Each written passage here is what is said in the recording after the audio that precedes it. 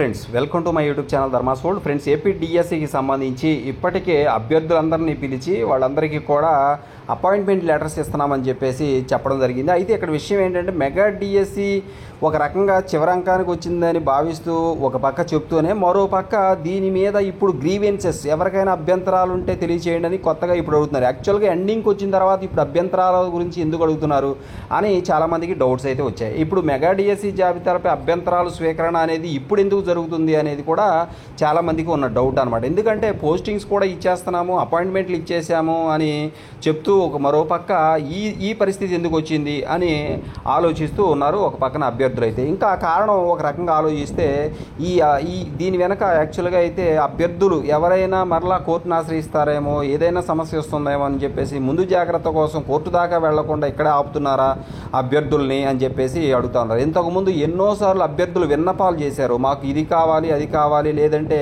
ఈ సమస్య ఉంది ఆ సమస్య ఉందని అభ్యర్థులు ఎన్నోసార్లు ఎన్నో రకాలుగా ఎన్నో స్టేజ్లో అప్లికేషన్ మొదలు మరి ఎగ్జామ్ జరిగి రిజల్ట్ వచ్చి మరి మెరిట్ లిస్టు వచ్చేంత వరకు కాల్ లెటర్ల విషయంలో కూడా అనేక అభ్యంతరాలు వ్యక్తపరిచినప్పటికీ దేనికి అప్పుడు సమాధానం చెప్పలేదని చెప్పేసి అభ్యర్థులు భావిస్తూ ఉన్నారు.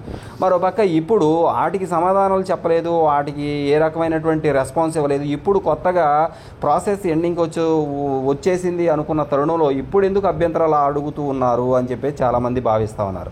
అయితే దీని వెనక మరి ఏంటి పరిస్థితి అనేది ఒకసారి ఇక్కడ మనం గమనిస్తే, మెగా డిఎస్సిపై తుది ఎంపిక జాబితాపై అభ్యర్థులకు ఎలాంటి ఫిర్యాదులు అభ్యంతరాలు ఉన్నా వాటిని పరిష్కరించేందుకు ఫిర్యాదులు పరిష్కార కమిటీలు ఏర్పాటు చేశామని డిఎస్సి కన్వీనర్ తెలియజేశారు. ఈ కమిటీలకు అక్టోబర్ 25 లోపు ఫిర్యాదులు సమర్పించాలని శుక్రవారం ఓ ప్రకటనలో సూచించారు. జిల్లా స్థాయి పోస్టులకు సంబంధించి ఆర్జేడీ అలాగే ఆ జోన్లోని 2 డిఈఓలతో జోన్ కమిటీ ఏర్పాటు చేశామని చెప్పేసి చెప్తా ఉన్నారు. అంటే జిల్లా స్థాయి పోస్టులకు సంబంధించి ఆర్జేడీ అధ్యక్షతన మరి జోన్లోని 2 డిఈఓలతో కలిపి ఒక కమిటీ ఏర్పాటు చేశారు. ఇక జోను లేదా రాష్ట్ర స్థాయి పోస్టులకు సంబంధించి అయితే 3 రాష్ట్ర స్థాయి అధికారులతో మరో కమిటీ ఏర్పాటు చేశామని చెప్పేసి చెప్పారు. ఇక జోనల్ రాష్ట్ర స్థాయి కమిటీలు 15 రోజుల్లో తమకు అందిన ఫిర్యాదులను పరిష్కరిస్తామని అని చెప్పేసి, అంటే అందిన ఫిర్యాదులను 15 రోజుల్లో పరిష్కరిస్తారని చెప్పి చెప్తా ఉన్నారు. అభ్యర్థులు జోనల్ కమిటీ నిర్ణయంపై సంతృప్తి చెందకపోతే రాష్ట్ర స్థాయి కమిటీకి అప్పీల్ చేసుకోవచ్చు అని చెప్పి చెప్తా ఉన్నారు.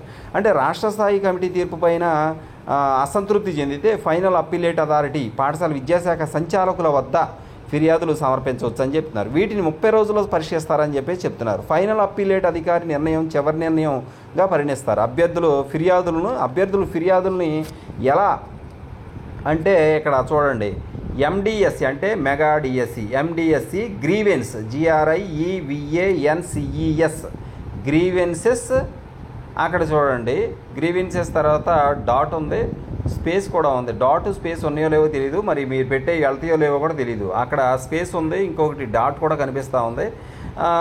జెడ్ అంటే జోన్ 1 అనమాట, జోన్ 1 Z1 అంటే జోన్ 1 @AP School EDU.in అని ఉంది. అక్కడ స్పేస్ ఏమి ఉండకపోవచ్చు. ఇక్కడ ఒకసారి గమనించండి, ఇక్కడ చూడండి ఎండిఎస్సి mega DSC grievance GRIEVANCES grievances, అక్కడ డాట్ ఉంది. డాట్ తర్వాత స్పేస్ ఉందా లేదా అనేది మనకు అర్థం కావట్లేదు. యాక్చువల్గా స్పేస్ కనిపిస్తుంది, కానీ స్పేస్ పెడితే వెళుతుందా అంటే వెళ్ళకపోవచ్చు. మరి అది క్లారిటీ తెలుసుకోవాలి మనం, ఎందుకంటే స్పేస్ అక్కడ యాక్చువల్గా రాకపోవచ్చు, వచ్చే ఛాన్స్ లేదు, కానీ స్పేస్ ఉంది. ఇది టైపింగ్ మిస్టేక్ అని అనుకోవచ్చా లేదా అనేది మనకు తెలియట్లా. ఇక్కడ ఎడ్యుకేషన్ AP School EDU.in అని ఉంది. .in అని ఉంటుంది, అక్కడ స్పేస్ కనిపిస్తుంది, కానీ అక్కడ స్పేస్ ఉండలేదని అనుకుంటున్నాను. అది క్లారిటీ తెలుసుకోవాలి. ఒకవేళ స్పేస్ ఇచ్చారనుకోండి మరి అది చేరకపోవచ్చు, కాబట్టి అక్కడ స్పేస్ ఉండదని చెప్పేసి భావిస్తాం. డాట్ తర్వాత .in ఉంటుంది, డాట్ తర్వాత స్పేస్ ఉండదు, .in. అట్లా ఇక్కడ కూడా ఎండిఎస్సి గ్రీవెన్సెస్ .Z1 డాట్ స్పేస్ లేదు, అక్కడ స్పేస్ ఉండకపోవచ్చు, కానీ అది టైపింగ్ మిస్టేక్ ఏమని చెప్పేసి భావిస్తున్నాము. క్లారిటీ తెలుసుకోవాలి దీని గురించి. ఓకే, ఇట్లా ఇచ్చారు. ఇక్కడ నాకు తెలిసి ఎండిఎస్సి మెగా డిఎస్సి గ్రీవెన్సెస్ జోన్ 1 అయితే జోన్ 1, జోన్ 2 అయితే జోన్ 2, జోన్ 3 అయితే జోన్ 3, జోన్ 4 అయితే జోన్ 4 @AP School EDU.in అది యాక్చువల్గా అయితే. ఇకపోతే ఇంకా కింద గమనించండి, అన్ని జోన్లకి అలా ఇచ్చారు. జోన్ 1, జోన్ 2, జోన్ 3 ఇచ్చారు.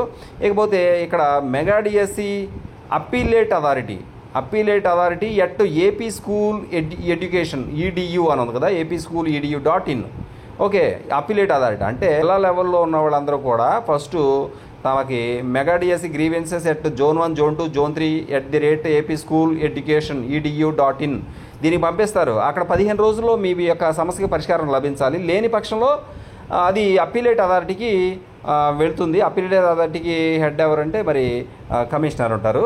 ఇక అక్కడ 30 రోజుల్లో పరిష్కారం జరుగుద్ది అనమాట. ఇది మొత్తం మీద 15 + 30 40 రోజులు, 45 రోజులు మీకు ఇది ఇచ్చారు. 45 రోజుల్లో అంతా ముగిసిపోద్ది అనమాట. అది విషయం.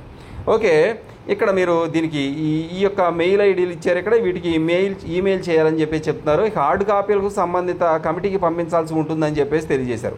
Okay, thank you. దీనికి మెయిల్ చేయాల్సి ఉంటుంది అనమాట మీరు. ఓకే, మొత్తం మీద ఏంటంటే మీరు పై స్థాయికి ఇంకెక్కడికి వెళ్లకుండా ఇక్కడే కాలయాపన చేయొచ్చు, చేసే అవకాశం అయితే కనిపిస్తూ ఉంది. మీరు గ్రీవెన్సెస్ కోసం వెళ్తారు, మీ సమస్యలు తెలియజేస్తారు, ఏదో ఒకటి నచ్చచెప్పి పంపిస్తారని చెప్పేసి అభ్యర్థులు చెప్తా ఉన్నారు. మరి అది ఎంతవరకు ఏంటనేది మనం చూడాలి. మొత్తానికి అయితే మనకి గ్రీవెన్సెస్ అయితే డిఎస్సికి సంబంధించి ఇవ్వడం జరిగింది. అది చివరి అంకంలో అని చెప్పేసి మరి ఇప్పుడు ఈ సమయంలో చాలామంది కోర్టుకు వెళ్ళే అంటే న్యాయస్థానానికి వెళ్ళి తమ సమస్యలు పరిష్కరించాలని కోరుకుంటా ఉన్నారు. కానీ అక్కడ దాకా వెళ్లకుండా వాళ్ళకి అడ్డుకట్ట వేయడానికి ఇక్కడ ఇది చేస్తున్నారా ఏంటి అని అభ్యర్థులు అనుమానం అయితే వ్యక్తం చేస్తున్నారు. Thank you so much for watching me. Please share this video and subscribe my channel. Thanks.